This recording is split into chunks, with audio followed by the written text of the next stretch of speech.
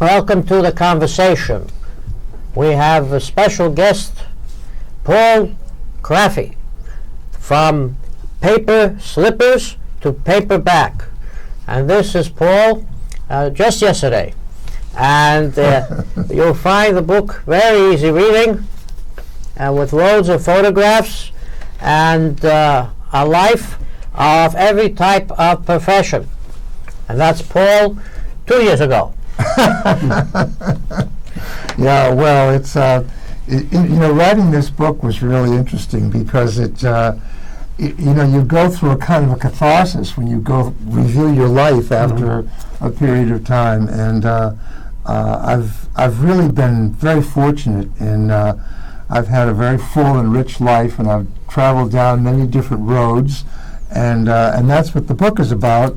That's the people I've met and the places I've been and the things I've done, but it's the real core of the book is about recovery and surmounting issues. And I was diagnosed with bipolar illness when I was about 35, 36, and my mom had it, and it was a very strong gene in the family, and so I was fortunate enough to get very good help. I had wonderful doctors, and I was treated well, and I functioned actually very well. After I was diagnosed, I started my own business. I was an antique dealer for many years. You now still advise people on personal appearance, on presentation? I do. As a matter of fact, my partner and I, we produced a musical 3 years ago for the Fringe Festival, and I also performed in it. We performed at the Cherry Lane Theater, and the woman who wrote the music, she wrote the book, but her husband, partner, wrote the music, and they are now. We just finished in Florida doing a show about their musical journey together, she and her man, and we had a wonderful performance of it in Hollywood, in the Hollywood Theater, and we're bringing it into New York in October. And she depends on me for her fashion, so as I'm flying down to Florida tomorrow morning, and I'm seeing her tomorrow night, we're having dinner with them, and I'll be putting her together with the clothes that she's So going to wear. put me together. What do you think about my fashion? What do you think about my statement? I think you look very contemporary. I mean, the world is very casual today. Yeah. Very few people, your dad is wearing a shirt and a tie and very elegantly put together. But I mean, it's a rarity in today's world to see people put together like that. We've created a very casual world that we live in. I remember in the days, for instance, you did a lot of work on Marilyn Monroe in her case. In those days, it would be unheard of to do a television show without a suit and a tie, and everything just so. The makeup artist is right there, and usually I wear that. But as you for MNN, for public broadcasting, you can come casual if when the subject is not entirely serious. But also, it's funny, I worked on a film a few years ago. It was a wonderful opportunity. I played the President of the Senate, and we filmed it up in South Hadley, Mass. At Mount Holyoke College. And the assistant director's mother was the president, so we stayed in her 62-room mansion full of antiques. It was like Downton Abbey time, But the interesting thing was I hadn't done any filming in a long time. When I worked years ago, the setup and the time that it took, with the lighting and all the stuff that went on. Well, now it's 1, 2, 3. It's done very simply, very fast. It's all in the camera. They shoot the scene. If they have the scene, they play it back. They look at it. It's done, and they move on, and they're shooting. Very fast. The technology really has changed totally the way all of that happens. Can you be an actor, model, or personal coach today without any knowledge of technology?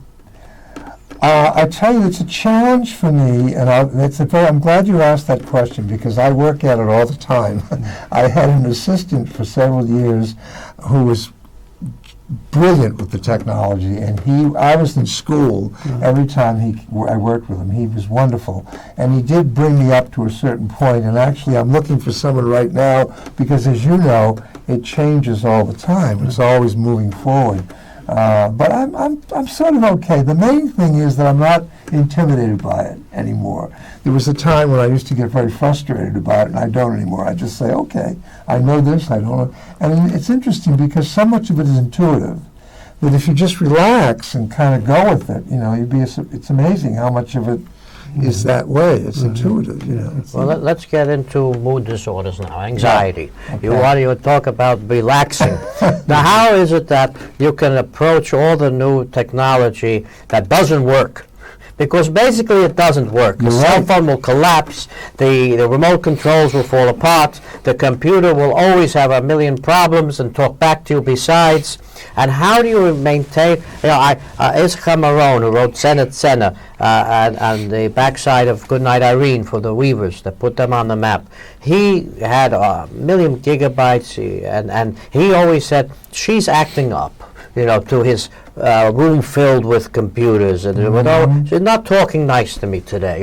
How do you develop that attitude, as opposed to mine, which is the hammer and the switchblade, and you start to tear it apart? Huh? I think age has a lot to do with it. Well, he was 100 at the time.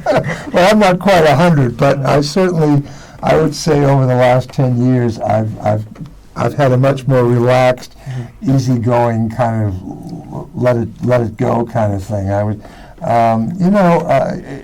It doesn't serve me, and I certainly have a lot of friends who have issues with it as well. But it doesn't serve one well to get all upset about it, because you don't really solve anything. You know it doesn't serve you well, but how do you avoid it?